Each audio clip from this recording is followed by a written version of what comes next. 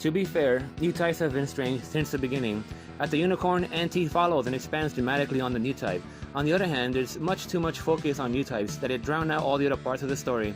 This film feels weak, though it starts to develop in an interesting way with the ever-evolving new types and mankind's new mission to become immortal among some of the characters. Hardly any of the new characters are likable. Jonah is the only decent one, though an hour-and-a-half movie and the weak story didn't do enough for his character. He's friends with Rita, a new type who really wants to be a bird. The more she said that, the funnier it got. They debate whether or not there is a heaven or hell, or reincarnation. Rita, however, is devoid of any real character or face for half the film. She spends the movie flying around saying the same things and talking like a child. I don't blame her, since she was sliced up and experimented into oblivion. Michelle is the third friend of the group and has a plan the rest don't necessarily agree with. Compared to the other two, her interests lie with immortality and her interest in how new types can still live on and communicate after death. At least, one thing this film does is show what happens to new types and how harsh the experimentation is on them to the point one child busts her head open on thick glass from being so unstable.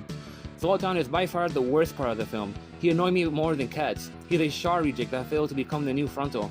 As a result, he has this extremely over-the-edge personality and horrible facial expressions. He's a bastardized version of Char without intelligence. Even so, he's so comical I couldn't take him seriously. I can't take several parts of this film seriously. In fact, there's a Dragon Ball tear detections the characters get, and I laughed at it's psycho-jacked. The new type powers are even more out of control this time. And along with Rita and Jonah's meaningless like bond, it felt like a climax to a kid's film. Jonah isn't even that good of a pilot, he just happens to have the ridiculous powers of the glittery rainbow. Then there's a poster for this that just looks awful. Minerva doesn't even do much besides sitting in the dark, which is a waste of her character after the build-up in Unicorn. I can't be too harsh at least. The best parts of this are definitely the stock footage from the original Gundam Zeta and ZZ flashbacks. Unicorn characters do return, though the poor production values made many look unrecognizable or bland. Some of the new minor characters are drawn so odd they feel out of place. When it came to watching this film, I had to constantly fight with the pause button for better things to spend my time on.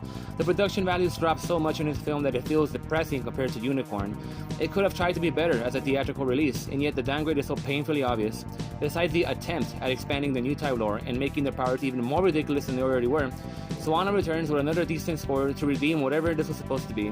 A shame that the arrow of the original timeline entries has started to dip with this for me, and even before with Twilight Axis. At the very least, the film felt more enjoyable towards the end. Thank you for listening.